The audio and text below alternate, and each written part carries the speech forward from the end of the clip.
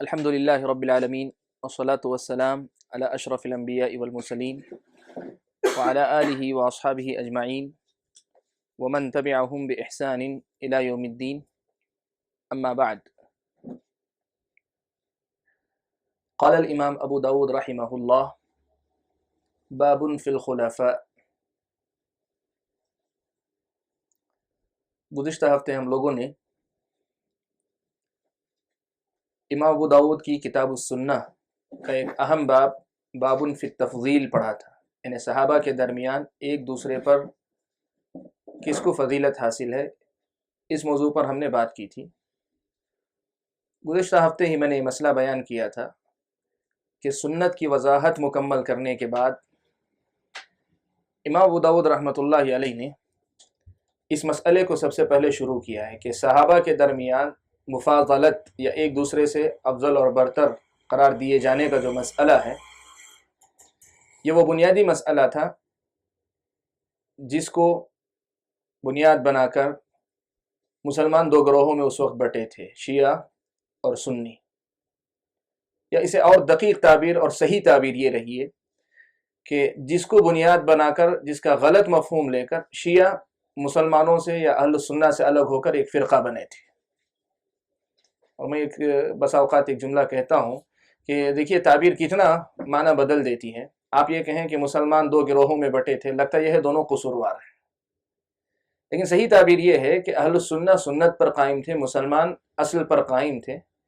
اہل بدعت نے بدعت کو ایجاد کر کے ان سے اختلاف کیا. تو ملامت جب بھی کی جائے اختلاف کے مسئلے میں تو اہل بدعت کی ہونی چاہیے، اہل سنہ کی کبھی نہیں ہونی چاہیے، کبھی نہیں ہونی چاہیے. اس لیے کہ اہل سنت ناپسندیدہ معنی میں کبھی وہ فرقہ یا ایک گروہ نہیں ہے، وہ امت ہے، اصل امت ہے. تو پہلا جو مسئلہ تھا جس کو بنیاد بنا کر شیعہ الگ ہوئے تھے، یہی مسئلہ تھا خلفاء کے درمیان یا پیارے نبی صلی اللہ علیہ وسلم کے درمیان مفاضلت کا مسئلہ. میں نے بتایا آپ کے سامنے کہ شیعہ کا ماننا یہ ہے کہ اللہ کے نبی صلی اللہ علیہ وسلم کے بعد سب سے افضل بھی اور نبی کی خلافت کے مستحق بھی حضرت علی رضی اللہ تعالیٰ عنہ تھے. یہ ان کا اپنا ماننا ہے، اور اس کے لیے اس عقیدے کے لازمی نتیجے کے طور پہ بہت ساری باتیں ان کے اندر ہیں، وہ جب کبھی شیعہ کا تذکرہ آئے گا تب ہم پڑھیں گے. لیکن علماء اہل السنہ نے کیا کیا، جب یہ مسئلہ لوگوں کی وجہ سے مختلف فی بن گیا، کچھ لوگوں نے اسے اختلافی مسئلے کی حیثیت دے دی، تو علماء اہل السنہ نے یہ کام کیا کہ پیارے نبی صلی اللہ علیہ وسلم کی وہ احادیث جو اس مسئلے کے سلسلے میں وارد تھی ان کو جمع کیا اور ایک جگہ اکٹھا کیا، اور جس سے اس مسئلے کی تائید ہوئی کہ نبی کے بعد حضرت ابو بکر کا انتخاب، پھر ان کے بعد حضرت عمر کا، پھر عثمان کا، پھر حضرت علی کا، یہ جو انتخاب صحابہ کے درمیان چلا آیا خلفائے راشدین کا، یہ عین شریعت کے منشا کے مطابق تھا، عین پیارے نبی صلی اللہ علیہ وسلم کی مرضی کے مطابق تھا. یا یوں کہیے کہ نبی اکرم صلی اللہ علیہ وسلم کے بعد اس مسئلے میں کہیں امت سے غلطی نہیں ہوئی ہے. یہ مسئلہ بڑا اہم، اس لیے کہ اسی کی بنیاد پر آج تک صحابہ کو اور صحابہ کے نام لیوا لوگوں کو جو ہے ظالم بھی کہا جاتا ہے، کافر بھی کہا جاتا ہے، بہت کچھ کہا جاتا ہے. شیعہ کی طرف سے کئی ایک القاب جو ہے دیے جاتے ہیں.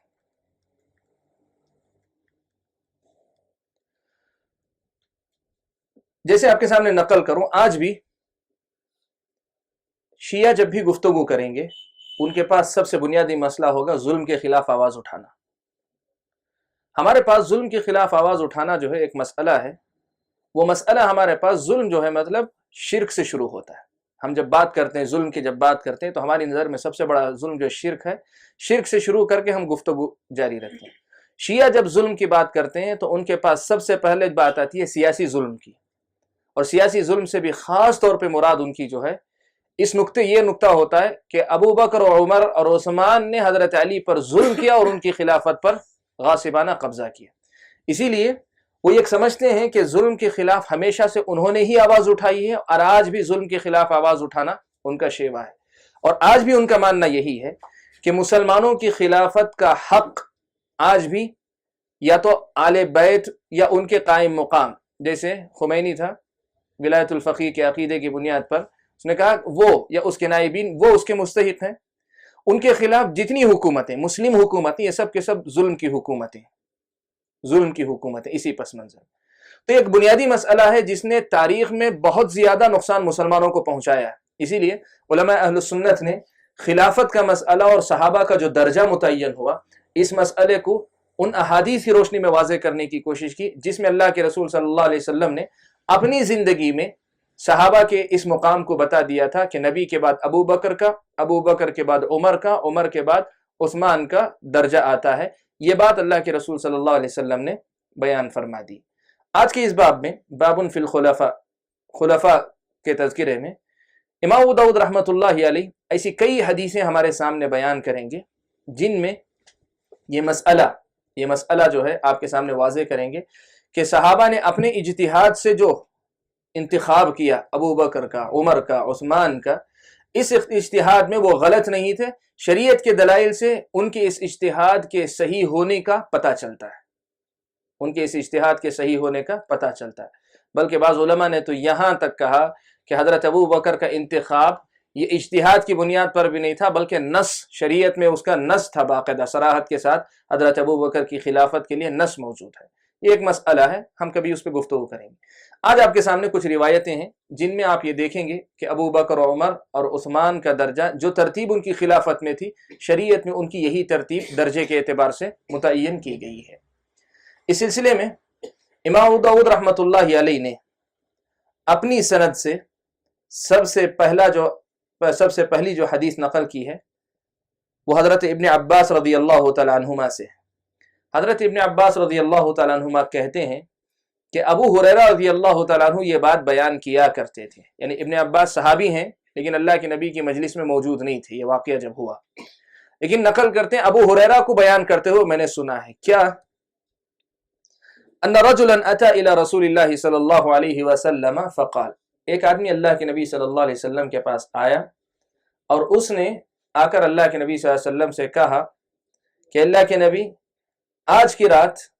میں نے خواب میں دیکھا ہے، کیا دیکھا ہے؟ ایک بادل دیکھا ہے جس بادل سے گھی اور شہد ٹپک رہا ہے، بادل ہے، بادل سے گھی اور شہد ٹپک رہا ہے، اور میں یہ دیکھ رہا ہوں کہ لوگ جو ہے اپنے ہاتھوں سے سمیٹ کر لے رہے ہیں، یعنی ہتھیلی دونوں ہاتھ جوڑ کر جو ہے وہ جو گھی اور شہد ٹپک رہا ہے اس کو سمیٹ کر لیتے جا رہے ہیں۔ فالمستکثر والمستقل، کوئی ایسا ہے جو بہت زیادہ اکٹھا کر رہا ہے، کوئی یہ تھوڑا لے کر بس کر لے رہا ہے، یعنی تھوڑا سا شہد اور تھوڑے اس پہ بس کر رہا ہے، اور کوئی خوب لیتا جا رہا ہے۔ اور ساتھ ہی ایک دوسرا منظر بھی میں دیکھ رہا ہوں کہ ارى سببا واصلا من السماء الى الارض، آسمان سے زمین تک ایک رسی کو لٹکتا ہوا دیکھ رہا ہوں، ایک رسی ہے جو آسمان سے زمین تک لٹک رہی ہے۔ فاراک یا رسول اللہ اخذت به فعلوت، میں نے دیکھا اللہ کے رسول کہ اس رسی کو آپ نے پکڑا اور پکڑ کر اس رسی کے سہارے آپ آسمان پر چڑھ گئے۔ ثم اخذ به رجل آخر فعلا به، آپ کے بعد ایک اور آدمی نے اس رسی کو پکڑا اور اسی رسی کو پکڑ کر وہ بھی جو ہے اوپر چلا گیا۔ نبی کے بعد یہ پہلا آدمی، گویا دو شخص، اللہ کے نبی اور اللہ کے نبی کے بعد۔ ثم اخذ به رجل آخر فعلا به، کہا پھر اس کے بعد ایک اور آدمی، یعنی تیسرا، اللہ کے نبی کے ساتھ تیسرا ایک آدمی بھی اس رسی کو پکڑتا اور پکڑ کر اوپر چڑھ کر چلا جاتا ہے۔ ثم اخذ به رجل آخر فانقطع، پھر تیسرا ایک آدمی نبی کے بعد کے ساتھ چوتھا یا نبی کے بعد تیسرا آدمی اس رسی کو پکڑ کے چڑھتا ہے تو وہ رسی کٹ جاتی ہے، ثم وصل، پھر وہ رسی جوڑ دی گئی، فعلا به، تو وہ آدمی اسے پکڑ کر اوپر چڑھ جاتا ہے۔ قال ابو بکر، ابو بکر رضی اللہ تعالیٰ عنہ مجلس میں موجود تھے۔ یہ جو آدمی خواب بیان کر رہا تھا، خواب ختم ہوا یہاں، ابو بکر رضی اللہ تعالیٰ عنہ مجلس میں موجود تھے۔ ابو ہریرہ کہتے ہیں کہ ابو بکر نے کہا بِأَبِي وَأُمِّي لَتَدَعَنِّي فَلَأَعْبُرَنَّهَا، کہا اللہ کے نبی میرے ماں باپ آپ پر قربان ہوں، مجھے ذرا موقع دیجئے، میں اس کی تعبیر بیان کروں گا، میں اس کی تعبیر بیان کرنا چاہتا ہوں۔ علماء نے یہاں سے ایک مسئلہ مستنبط کیا کہ کبھی बड़े आलिम के मौजूद होते हुए या उस्ताद के मौजूद होते हुए तालिब इल्म का या छोटे आदमी का ज़बान खोलना ये बेअदबी है, शरअन जो है इसका ये दुरुस्त नहीं है। लेकिन उसकी इजाज़त से अगर वो बोलता है तो ये बोलना खिलाफ अदब भी नहीं है। जैसे अल्लाह के नबी की मौजूदगी में हज़रत अबू बकर सिद्दीक़ ने अल्लाह के नबी से इजाज़त ली, तो अल्लाह के रसूल सल्लल्लाहु अलैहि वसल्लम ने कहा उबुरहा, चलो ठीक है तुम ताबीर बयान करो, अब ख्वाब सुन लिए ताबीर बयान करो। तो हज़रत अबू बकर सिद्दीक़ रज़ी अल्लाह तआला अन्हु ने ताबीर बयान की, कहा अम्मा ज़ुल्लतु फ़ज़ुल्लतुल इस्लाम, कहा ख्वाब में जो आदमी बादल देखा,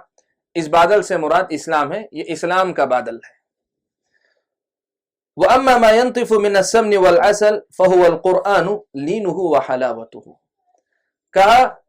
ये जो बादल से घी और शहद टपक रहा है तो ये हकीकत में कुरान है। घी जो है मतलब नरमी में मिसाल दी जाती है उसकी। आपको मालूम है आज भी लोग जो घी की मालिश करते हैं बच्चों को, छोटों को जो करते हैं, तो वो कह रहे हैं कि ये कुरान की नरमी की मिसाल है घी, और शहद जो है ये कुरान की मिठास की मिसाल है। तो जो टपक रहा था वो कुरान मजीद है, और उसे मुशाबहत दी गई है उसकी दो सिफात से कि ये बहुत नर्म है और उसके साथ जो है बहुत मीठा है, मिठास इसके अंदर बहुत है। वअम्मल मुस्तक्सिरु वल मुस्तकिल्लु फहुवल मुस्तक्सिरु मिनल कुरआनि वल मुस्तकिल्लु मिन्हु। अब ये जो लोग जो समेट रहे थे, कोई बहुत ज्यादा ले रहा है कोई थोड़ा ले रहा है, तो ये लोगों की मिसाल है कि कोई बहुत ज्यादा जो है कुरान पढ़ता है, बहुत ज्यादा कुरान से शगफ रखता है, ताल्लुक रखता है, रिश्ता मजबूत रखता है, और कोई ऐसा है कि थोड़ा ताल्लुक रखता है, बहुत ज्यादा गहरा ताल्लुक नहीं रखता। ये उस पहली मिसाल या पहली जो चीज देखी उसकी तफसीर, उसकी ताबीर है, यह हजरत अबू बकर सिद्दीक ने बयान की। कहा दूसरी जो ताबीर आपने बयान की, दूसरा जो मसला हमने देखा ख्वाब में, व अम्मा सबबुल वासिलु मिनस समाई इलल अर्द फहुवल हक़्क़ुल लज़ी अंत अलैहि, कहा आसमान से जमीन तक जो रस्सी लटक रही थी तो वो हक है जिस हक को देकर अल्लाह ताला ने आपको भेजा है, यानी हक दीन, जो दीन देकर अल्लाह ताला ने आपको भेजा है, जो हक, जिस हक का अलम बरदार बनाकर अल्लाह ने भेजा वो हक है। तअखुदु बिही फयुलीकल्लाह, आप उसको पकड़े हुए हैं मजबूती से तो अल्लाह ताला आपको सरबलंद कर रहा है, सरबलंद करेगा। फिर उसके बाद आपके बाद एक आदमी उसको पकड़ेगा तो वो भी जो है उसको पकड़े रहने की वजह से ऊपर उठता जाएगा। फिर उसके बाद तीसरा आदमी आपके साथ, अल्लाह के नबी को मिलाकर तीसरा आदमी, वो भी उसको पकड़ेगा, वो भी जो ऊपर तक उठता चला जाएगा। फिर तीसरा आदमी नबी के बाद या नबी के साथ चौथा आदमी वो उसको पकड़ेगा तो वो टूट जाएगी। फिर उसके बाद वो जोड़ दिया जाएगा तो वो उसे पकड़कर ऊपर चला जाएगा। ये ताबीर हजरत अबू बकर सिद्दीक रज़ियल्लाहु तआला अन्हु ने बयान की, और बयान करने के बाद हजरत अबू बकर सिद्दीक ने कहा ऐ रसूल अल्लाह, अल्लाह के रसूल, लतुहद्दिसन्नी असब्तु अम अख्तातु, आप मुझे बताइए कि जो ताबीर मैंने बताई वो सही है कि गलत है। ताबीर तो बयान कर दी, अब मैंने जो बयान की वो सही है कि गलत है, आप बयान करें। तो अल्लाह के रसूल ने कहा असब्त बअदन व अख्तअत बअदन, कहा कि बाज़ ताबीर तो सही बताई, बाज़ जगह तुमसे गलती हो गई, ताबीर बाज़ जगह बताने में तुमसे गलती हुई। फ़क़ाल अक़समतु या रसूल अल्लाह लतुहद्दिसन्नी मल्लज़ी अख़्तअतु, कहा अल्लाह के रसूल मैं कसम देता हूँ कि आप ज़रूर मुझे बताइए मेरी गलती कहाँ होगी, कहाँ ताबीर में मैंने गलती की। फ़क़ाल नबी सल्लल्लाहु अलैहि वसल्लम ला तुक़सिम, अल्लाह के नबी ने कहा कि कसम मत दो, मुझे कसम मत दो। ये जुमले जो आखिर के हैं इनको हम समझेंगे बाद में, लेकिन पहले जो है मैं उस तरफ आता हूँ जो बाब से मुताल्लिक़ अहम मसला है। हदीस में इसकी ज़मानत है कि नबी अकरम सल्लल्लाहु अलैहि वसल्लम के बाद जो नबी अकरम सल्लल्लाहु अलैहि वसल्लम के दीन का वाली और जिम्मेदार होगा वो उसे पकड़े रहेगा तो वो आसमान पर चढ़ता जाएगा, यानी नबी के बाद जो खलीफा बना वो गलत नहीं था, वो गलत नहीं होगा। अब ऐसा तो नहीं हो सकता या तो ये बात गलत होगी जो नबी के सामने हुई, नबी ने जिसकी तस्दीक और तायीद की, ये बात गलत होगी, और ऐसा तो हो नहीं सकता। या फिर जो ये कहते हैं कि नबी के बाद जो खलीफा बने वो गलत थे, वो गलत होंगे। इसलिए कि हदीस से मालूम होता है कि नबी का जानशीन, पहला जानशीन जो बनेगा नबी की तरह बिल्कुल जो है वो ऊपर चढ़ता चला जाएगा, दूसरा जो जानशीन बनेगा वो भी नबी की तरह ऊपर चढ़ता चला जाएगा, तीसरा जो जानशीन बनेगा वो भी चढ़ेगा, रस्सी कटेगी, फिर रस्सी जोड़ दी जाएगी तो वो भी चढ़ता चला जाएगा। तो ये तीन जो बातें अल्लाह के नबी के बारे में कही गई नबी के बाद की, हदीस से मालूम होता है कि उनके बाद आने वाले तीनों खलीफा क्या होंगे, वो आसमान पर चढ़ते जाएंगे जैसे अल्लाह के रसूल सल्लल्लाहु अलैहि वसल्लम चढ़ते गए थे। یہ معلوم ہوتا ہے۔ اب اگر کوئی یہ کہتا ہے کہ نہیں نبی کے بعد کی جو خلافت تھی وہ ظلم کی خلافت تھی، زبردستی کی تھی یا وہ غلط تھی، تو اس کا مطلب یہ ہوا کہ وہ غلط ہے، ورنہ یہ کہنا پڑے گا کہ یہ نعوذ باللہ یہ حدیث غلط ہے، یا اللہ کے نبی صلی اللہ علیہ وسلم کی خاموشی اس مقام پر۔ حضرت ابو بکر جب اس کی تفسیر بیان کر رہے ہیں کہ آپ کے بعد اس حق کو لے کر جو علم بردار کھڑا ہوگا وہ جو ہے ترقی کرتا جائے گا، وہ تفسیر ابو بکر بیان کر رہے ہیں، اللہ کے نبی موافقت کر رہے ہیں، تب پھر جو ہے یہ کہنا کہ جو وہ غلط تھے، یہ اللہ کے نبی صلی اللہ علیہ وسلم کی اس بات کو جھٹلانا ہے۔ یہیں سے امام ابو داؤد نے اس مسئلے کی صفائی پیش کر دی کہ علماء اہل السنہ والجماعہ کا جو عقیدہ ہے کہ صحابہ کی خلافت حق تھی، صحابہ کی خلافت حق تھی، اس میں نہ تو کسی پر ظلم ہوا تھا، نہ کسی کا حق مارا گیا تھا، نہ کسی قسم کی دنیا داری کا کوئی دخل تھا، یہ عین شریعت کے تقاضوں کے مطابق تھی ان کی خلافت، یہ اس بات کی ضمانت ملتی ہے۔ یہاں دو آدمی اللہ کے نبی کے بعد رسی کو پکڑتے ہیں، آرام سے نکل جاتے ہیں بغیر کسی اس کے، تیسرے صاحب جب پکڑتے ہیں تو رسی کٹ ہو جاتی ہے۔ علماء نے اس کی وضاحت دوسری احادیث جن میں سے بعض آنے والی ہے ہمارے پاس، اس کی روشنی میں بیان کی، کہا اللہ کے نبی کے بعد ابو بکر اور عمر رضی اللہ تعالیٰ عنہ کی جو خلافت ہوگی وہ نبوت کے طرز پر خلافت ہوگی، جس میں کسی قسم کا کوئی خلل، کوئی عیب، کوئی گڑبڑ جو ہے نہیں ہوگی، یعنی عین اللہ کے نبی صلی اللہ علیہ وسلم کی سنت اور شریعت کے مطابق ہونے والی خلافت ہوگی۔ یہ دو خلافتیں، اسی لیے ان دونوں کے بارے میں وہی کہا جیسے اللہ کے نبی رسی پکڑ کر اوپر چڑھتے چلے گئے، ویسے اللہ کے نبی کے بعد بھی جو ہے دو آدمی ابو بکر و عمر اس کو پکڑ کر چلتے چلے گئے۔ تو یہ نبوت کے طرز پر 100% جسے کہیے بالکل ایک دم مکمل طریقے سے نبوت کے منہج پر ہونے والی خلافت ہے۔ حضرت عثمان غنی رضی اللہ تعالیٰ عنہ کی خلافت میں دو تفسیریں یہاں کی گئیں، یہ جو رسی کٹنے والی بات ہے اس کی دو تفسیریں کی گئیں۔ کہا کہ حضرت عثمان غنی رضی اللہ تعالیٰ عنہ کے زمانے میں، حضرت عثمان غنی رضی اللہ تعالیٰ عنہ کے زمانے میں جو فتنے اور یہ جو سارے مسائل پیدا ہوئے، جس کی وجہ سے یہاں تک کہ بعض تاریخی روایتوں سے معلوم ہوتا ہے کہ حضرت عثمان غنی رضی اللہ تعالیٰ عنہ کی طرف سے متعین کردہ جو عمرا وغیرہ تھے ان کی طرف سے وہ کیفیت نہیں رہی جو ابو بکر و عمر کے زمانے میں تھی، معاملات کے ساتھ نمٹنے اور معاملات کو نپٹانے کا جو طریقہ تھا وہ انداز نہیں رہ گیا تھا جو ابو بکر و عمر کے زمانے میں تھا۔ تو اللہ کے رسول صلی اللہ علیہ وسلم نے کہا کہ اس کی وجہ سے گویا یہ رسی ٹوٹ گئی، خلافت علی منہاج نبوہ کی 100% جو شکل تھی ابو بکر و عمر کے زمانے میں یہ نہیں رہی۔ لیکن جب اللہ تعالیٰ نے شہادت حضرت عثمان رضی اللہ تعالیٰ عنہ کو دی، شہادت، تو کہتے ہیں یہ شہادت گویا دوبارہ ان کو جو ہے حضرت ابو بکر و عمر کے سلسلے سے جوڑ دیتی ہے۔ یہی تفسیر جو ہے اہل علم نے اس کی بیان فرمائی ہے۔ دوسرے بعض علماء نے کہا کہ یہاں حضرت ابو بکر عثمان کی خلافت کا تذکرہ نہیں ہے، جو رسی کٹنے والی بات حضرت عثمان کی خلافت کا ذکر نہیں ہے، اس میں یہ بات بیان کی گئی ہے کہ حضرت عثمان غنی رضی اللہ تعالیٰ عنہ کو قتل کر دیا جائے گا، اس کی طرف یہ اشارہ تھا اللہ کے نبی صلی اللہ علیہ وسلم کا۔ یہ بعض شارحین حدیث نے یہ بات بھی ذکر کی ہے، لیکن اس پر بعض دوسرے علماء نے اعتراض کیا کہ خود حضرت عمر بھی تو شہید کیے گئے، حضرت عمر بھی تو قتل ہی کیے گئے۔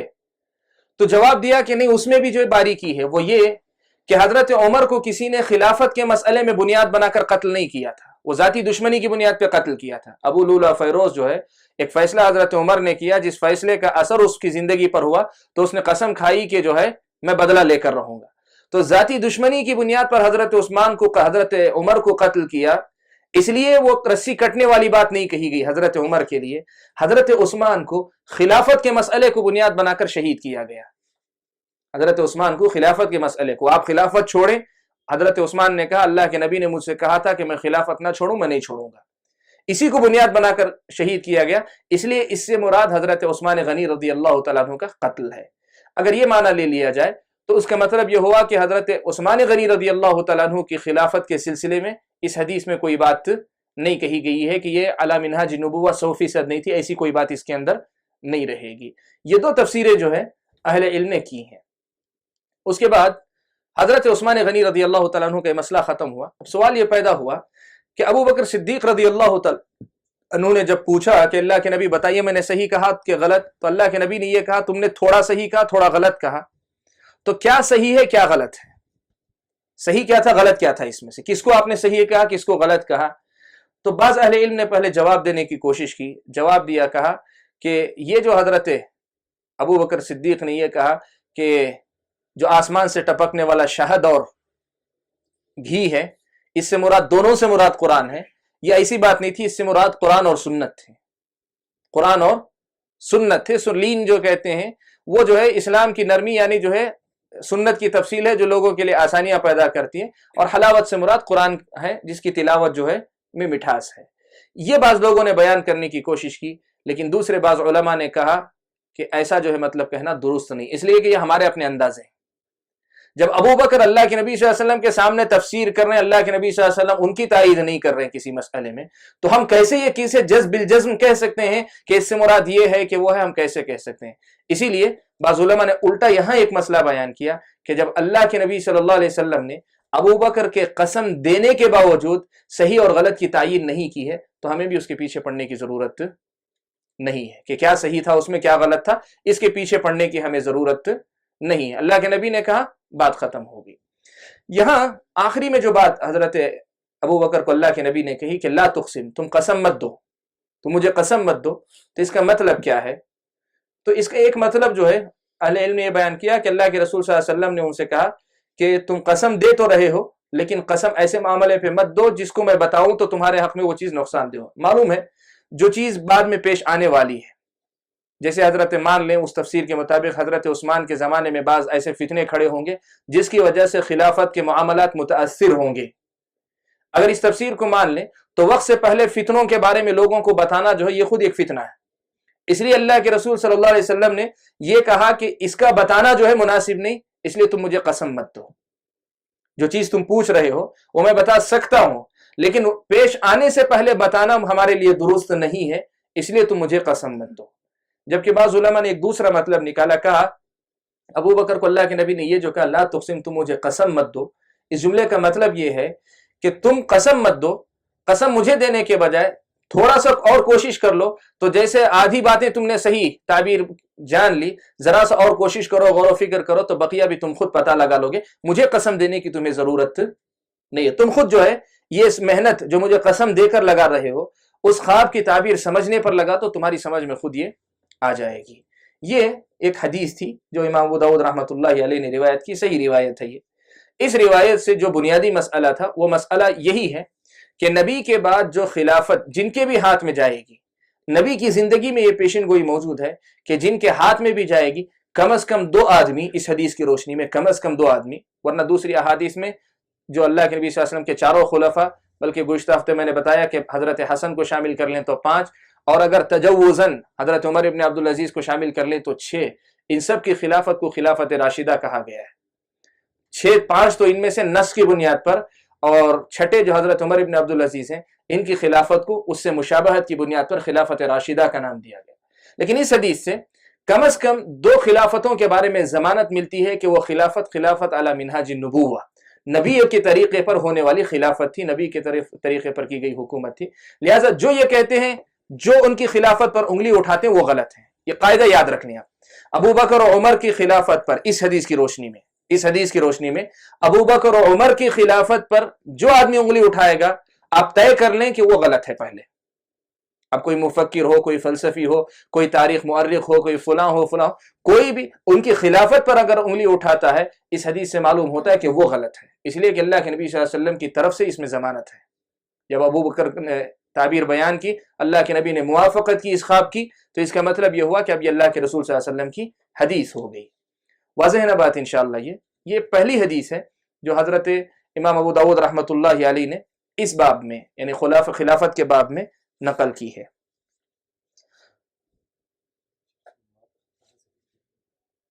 رسول اکرم صلی اللہ جی پوچھیں۔ اچھا سوال کر رہے ہیں۔ اللہ کے رسول صلی اللہ علیہ وسلم نے اس میں ایک جملہ کہا اصبت بعضا واخطأت بعضا، بعض میں تم صحیح ہو، بعض میں غلط ہو، بعض میں صحیح ہو، بعض میں غلط ہو۔ تو اس میں موافقت کا پتہ کہاں چلتا ہے کہ اللہ کے نبی صلی اللہ علیہ وسلم نے کس حصے سے موافقت کی ہے؟ اس کا پتہ جو ہے دوسری احادیث کی روشنی میں، نبی اکرم صلی اللہ علیہ وسلم کی جو دوسری احادیث جس میں اللہ کے نبی نے پیشن گوئی کی ہے کہ میرے بعد خلافت جو ہے 30 سال تک جو ہے خلافت نبوہ وغیرہ، تو دوسری احادیث سے یہ جو حضرت ابو بکر صدیق نے تفسیر کی ہے اس میں کم از کم یہ جو مسئلہ ہو سکتا ہے اس میں غلطی ہوئی ہو، جو اخطاء بعضاً کا جو ایک گنجائش نکلتی ہے کہ غلطی ہو سکتی ہے، وہ اس تفسیر میں ممکن ہے جو آسمان سے وہ جو بادل ہے، بادل سے جو ٹپک رہا ہے اس میں، اس لیے کہ اس کی تائید کے لیے ایسی کوئی واضح باتیں ہمارے سامنے نہیں. لیکن جو دوسرے حصے کی تفسیر حضرت ابو بکر نے کی، اس تفسیر کی تائید خود اللہ کے نبی کی دوسری صحیح احادیث سے ہوتی، جن میں سے بعض ہمارے سامنے آنے والی ہیں. تو اس بنیاد پہ ہم یہ کہہ رہے ہیں کہ اللہ کے نبی صلی اللہ علیہ وسلم کی طرف سے موافقت ہے. یہ اصبت بعضاً جو ہے وہ اس کے سلسلے میں ہے، دوسری احادیث کی بنیاد پر کہی جا رہی ہے، جس میں یہی بات کہ اللہ کے نبی کے بعد کی جو خلافت ہے اس کو اللہ کے نبی صلی اللہ علیہ وسلم نے برحق ہونے کی پیشن گوئی کی. جیسے جو ہے کچھ حدیثیں ابھی آپ کے سامنے آئیں گی انشاءاللہ. بہت اچھے. اس کے بعد امام ابو داؤد نے اسی حدیث کو ایک دوسری سند سے بھی بیان کیا ہے. اس میں ایک لفظ کا اضافہ ہے فَأَبَا أَن يُخْبِرَهُ. اللہ کے نبی نے یہ نہیں کہا کہ تم قسم مت دو، بلکہ اللہ کے نبی نے ان کو بتانے سے انکار کر دیا کہ کیا صحیح تھا کیا غلط تھا تعبیر میں، یہ بتانے سے اللہ کے نبی نے انکار کر دیا. ایک دوسری سند سے امام ابو داؤد نے اسے نقل کیا. اس کے بعد ایک تیسری جو ہے حدیث اس باب میں حضرت امام ابو داؤد رحمۃ اللہ علیہ نے نقل کی ہے. ابو بکر رضی اللہ تعالیٰ عنہ روایت کرتے ہیں، امام ابو داؤد نے اپنی سند سے حضرت ابو بکر رضی اللہ تعالیٰ عنہ تک نقل کیا ہے کہ اللہ کے نبی صلی اللہ علیہ وسلم نے ایک دن فرمایا، پوچھا اللہ کے نبی نے، من رأى منکم رؤیا، تم میں سے کس نے آج خواب دیکھا ہے؟ تم میں سے کس نے آج خواب دیکھا ہے؟ فقال رجل، تو ایک آدمی نے کہا، انا رأیت، آج میں نے یہ خواب دیکھا ہے، کأن میزانا نزل من السماء، گویا آسمان سے ایک ترازو اترا ہے. مجھے ایسے خواب دکھائی دیا کہ ایک ترازو آسمان سے اتر کر زمین پر آیا ہے.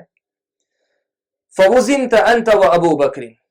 تو اس ترازو میں آپ کو اور ابو بکر کو تولا گیا، ابو بکر کو اور آپ کو تولا گیا. فرجحت انت بابی بکر، تو آپ ابو بکر کے مقابلے میں جو ہے وزنی ثابت ہوئے، ابو بکر کے مقابلے میں آپ وزنی ثابت ہوئے. ووزن ابو بکر و عمر، اس کے بعد ابو بکر و عمر کو تولا گیا، وزن کیا گیا ان کا. فرجح ابو بکر، تو ابو بکر رضی اللہ تعالی عنہ کا وزن، وہ ابو بکر جو ہے زیادہ وزنی ثابت ہوئے عمر کے مقابلے میں. ووزن عمر و عثمان، ان کے بعد عمر اور عثمان کو تولا گیا. فرجح عمر، حضرت عمر رضی اللہ تعالی عنہ وزنی ثابت ہوئے. ثم رفع المیزان، پھر ترازو کو اوپر اٹھا لیا گیا، ترازو کو پھر اوپر اٹھا لیا گیا. فرأینا الکراہیۃ فی وجہ رسول اللہ صلی اللہ علیہ وسلم، یہ خواب جب بیان کیا، صحابی کہتے ہیں کہ ہم نے رسول اکرم صلی اللہ علیہ وسلم کے چہرے پر ناپسندیدگی کے آثار دیکھے، اللہ کے رسول صلی اللہ علیہ وسلم کے چہرے پر ناپسندیدگی کے آثار دیکھے. یہ حدیث اور اس کے بعد والی روایت جو ہے وہ بھی اسی سے ملی ہوئی ہے، وہ بھی بتا دیتا ہوں. دوسری سند سے امام ابو داؤد نے حضرت ابو بکرہ سے روایت کی ہے کہ ایک دن اللہ کے رسول صلی اللہ علیہ وسلم نے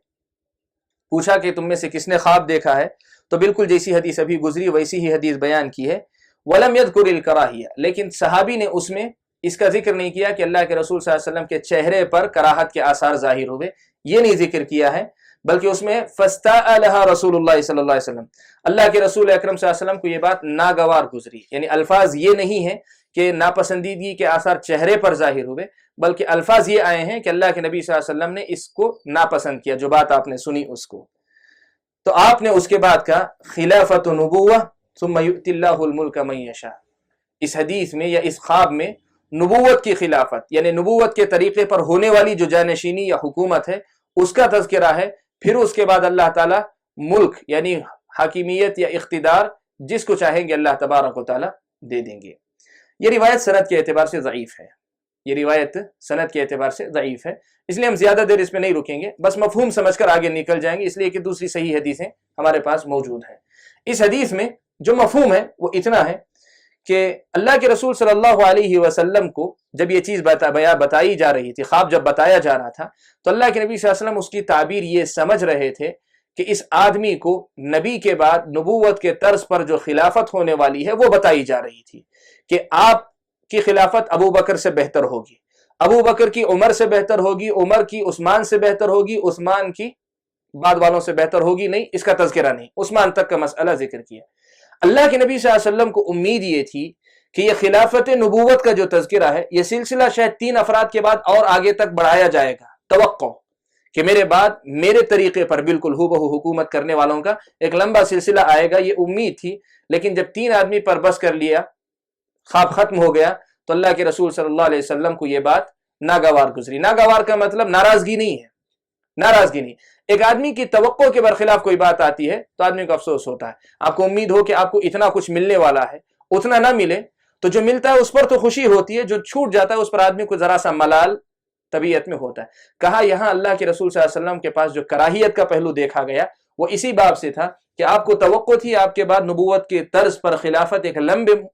عرصے تک چلے گی۔ جب 3 افراد کے بعد بات بس کر لی گئی تو اللہ کے رسول صلی اللہ علیہ وسلم کو یہ بات ناگوار گزری۔ ہم اس پہ زیادہ نہیں رکیں گے، اس لیے کہ روایت سند کے اعتبار سے ضعیف ہے۔ دوسری روایتوں کی طرف بڑھیں گے جس میں انشاءاللہ جو ہے اسی سلسلے کی یعنی خلافت کا جو مسئلہ ہے اس کی مزید وضاحت اور تائید ہوتی ہے۔ تیسری روایت یعنی تیسری روایت ترتیب کے اعتبار سے 5ویں ہوگی، لیکن تیسری 2 قسم کی روایتیں گزر گئیں، پہلا ایک خواب، یہ دوسرا خواب۔ ایک تیسری ایک روایت یہ حضرت جابر ابن عبداللہ رضی اللہ تعالیٰ عنہ سے روایت ہے۔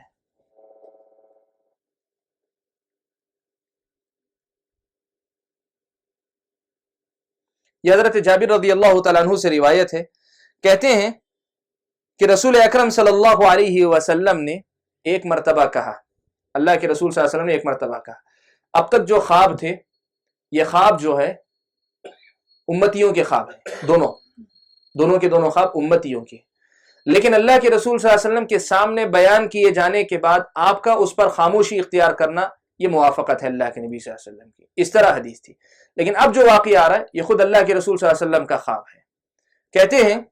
کہ اللہ کے رسول صلی اللہ علیہ وسلم نے کہا کہ آج کی رات ایک نیک آدمی کو خواب دکھایا گیا۔ اللہ کے نبی اپنا نام نہیں لے رہے ہیں، کہہ رہے ہیں کہ آج کی رات ایک نیک آدمی کو خواب دکھایا گیا کہ ابو بکر کو اللہ کے رسول صلی اللہ علیہ وسلم سے جوڑ دیا گیا، اللہ کے رسول صلی اللہ علیہ وسلم سے جوڑ دیا گیا۔ ونیت عمر بأبی بکر، اور عمر رضی اللہ تعالیٰ عنہ کو پھر جو ہے ابو بکر سے جوڑا گیا۔ ونیت عثمان بعمر،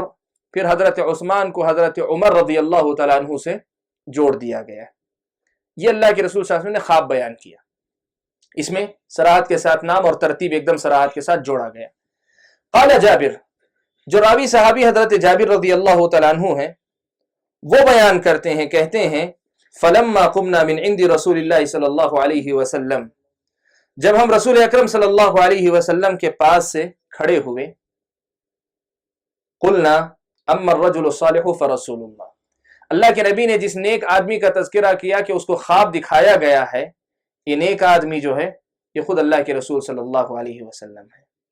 وَأَمَّا تَنَوُّتُ بَعْضِهِمْ بِبَعْضٍ، خواب کے جو دوسرے حصے میں ایک دوسرے سے جڑنے کی یا جوڑنے کی جو بات کہی جا رہی ہے، فَهُمْ وَلَاتُ هَذَا الْأَمْرِ الَّذِي بَعَثَ اللَّهُ بِهِ نَبِيَّهُ، تو اس سے مراد اس معاملے کے ذمہ دار لوگ ہیں جس معاملے کو دے کر اللہ تبارک و تعالیٰ نے نبی اکرم صلی اللہ علیہ وسلم کو بھیجا ہے، یعنی دین کے جو قائم مقام نائب جو بنیں گے دین کے معاملے میں، نبی کے بعد نبی کے جانشین جو بنیں گے، یہ ان کا تذکرہ ہے۔ یہ صحابہ نے خود اپنے اللہ کے رسول صلی اللہ علیہ وسلم کے اس خواب کی تفسیر اور تعبیر بیان کی۔ قال ابو داود رواہ یونس و شعیب لم یذکرا عمرا، اس حدیث کی سند کے بارے میں بھی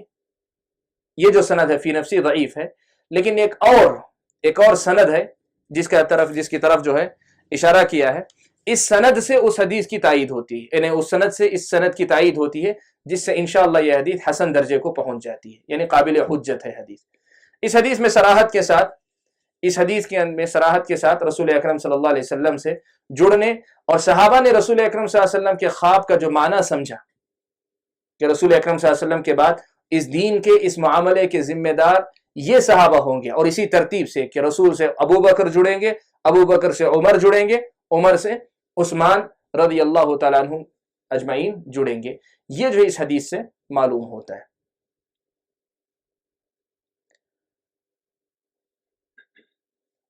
میرے خیال میں آج کے درس میں ہم لوگ ان 3 روایتوں پر بس کرتے ہیں، انشاءاللہ اگلے ہفتے جو ہے باقی کچھ حدیثیں ہیں جس میں انشاءاللہ یہ جو بات ہم نے شروع کی ہے کہ خلافت کا مسئلہ، کہ نبی کے بعد کی خلافت، نبی کے بعد کا جو سلسلہ چلا وہ شریعت کے نص کے مطابق تھا. پہلی بات تو یہ بات ذہن میں رکھیں آپ کہ وہ نہ بھی ہوتے، فرض کریں یہ سارے نصوص نہ بھی ہوتے تو صحابہ کا پورا مل کر اتفاق کرنا، اجتہاد کے بعد متفق ہو جانا، یہ خود ہمارے لیے کافی ہے حجت کے لیے. لیکن ہماری جو بات ہو رہی ہے وہ یہ کہ یہ مسئلہ صحابہ کے اجتہاد سے بھی آگے کا ہے. خود شریعت میں ایسے اشارے، شریعت میں خود ایسی باتیں موجود ہیں جو ان کی خلافت کے برحق ہونے پر دلالت کرتی ہیں. یہ ہم سلسلہ شروع کیے ہیں، اسی سلسلے کو انشاءاللہ ہم اگلے ہفتے بھی جاری رکھیں گے. اللہ تعالیٰ سے دعا کیجیے کہ اللہ تعالیٰ ہمیں مسائل کو پوری باریکی سے سمجھنے اور سمجھنے کے بعد جو باتیں صحیح سمجھ میں آتی ہیں ان کو تسلیم کرنے کی ہم سب کو توفیق عطا فرمائے. آمین. وآخر دعوانا الحمدللہ.